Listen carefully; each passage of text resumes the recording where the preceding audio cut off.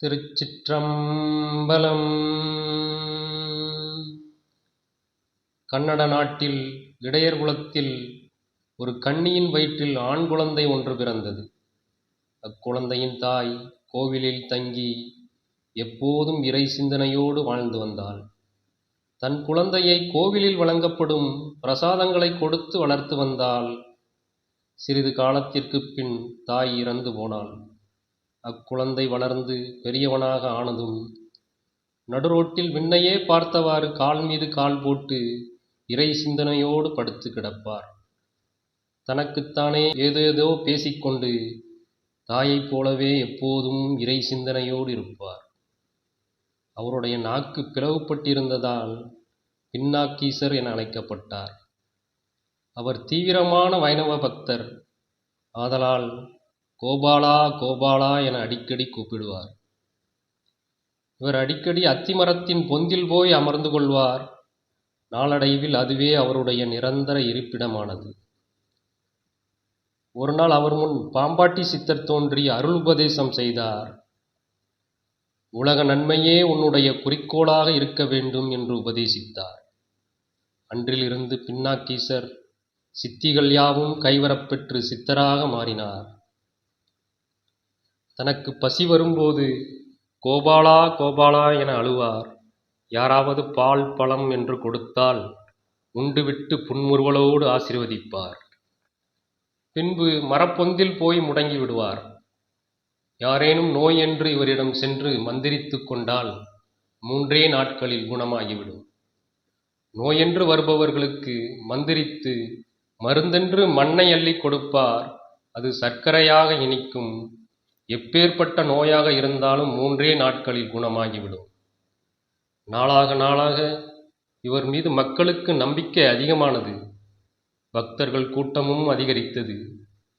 இவரிடம் சீடராக சேர்வதற்கு பலர் முன்வந்தனர். ஆனால் பின்னாக்கீசர் அவர்களின் சுயநலத்தை அறிந்து யாரையும் சீடராக சேர்த்து கொள்ளவில்லை. பின்னாளில் மச்சமுனி என்பவரை சீடராக சேர்த்து கொண்டார். இவருடைய பாடல்கள் 14 சித்தர்ப்பாக்களில் காணப்படுகின்றது. இவரது பாடலில் ஞானம்மா ஞானம்மா என்றே குறிப்பிடுகின்றார். அவற்றில் சில பாடல்கள் தேவி மனோன்மணியால் திருப்பாதம் காண என்று தாவித்திறந்தேலே ஞானம்மா சரணம் சரணம் என்றே என்று பாடுவதன் மூலம் மனோன்மணி தாயையே ஞானம்மா என்று குறிப்பிடுவதை நாம் அறியலாம். மேளங்கள் போடுவதும் வெகுபேர்கள் கூடுவதும் நாளை எண்ணாமல் அல்லோ ஞானம்மா நலிந்தே அழுவாரடி என்று இறந்தவரை எண்ணி அழுதிடும் மக்களை நாளை நமக்கும் இதே நிலைமைதான் என்பதை எண்ணாமல் அழுகிறார்களே மனோன்மணி தாயே என்கிறார். இதுபோன்று இவர் கன்னிகளாக 20 பாடல்களை பாடியுள்ளார்.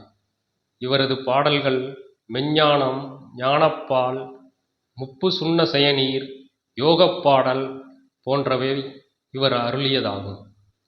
இவர் தமிழ் மொழியிலும் வடமொழியிலும் புலமை பெற்றவர். வடதேச மக்களுக்கு வடமொழியில் உபதேசம் செய்துள்ளார். அழுகணி சித்தர் இவருடைய பிள்ளை என்று கூறப்படுகிறது.